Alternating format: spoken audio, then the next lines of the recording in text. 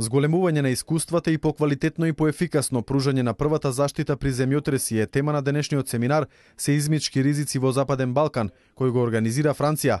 Според директорот на Дирекцијата за заштита и спасување, Шабан Салију, ниеден град не е заштитен и сигурен од сеизмички ризици.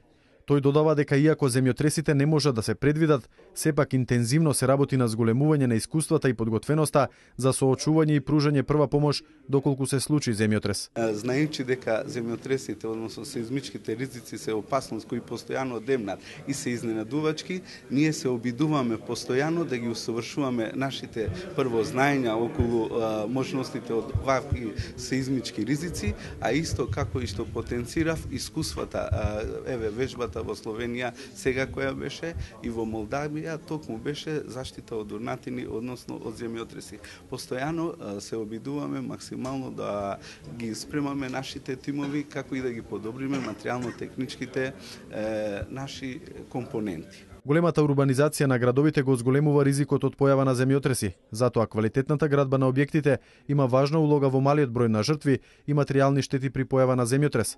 Според председателот на Градежната комора, Сеат Кочан, градбите во Македонија се со висок квалитет и според најстроги критериуми во регионот. Тој додава дека на секој објект се прави хидрогеолошко испитување, но и дека критериумите на статичарите се строги бидејќи никој не сака да ризикува.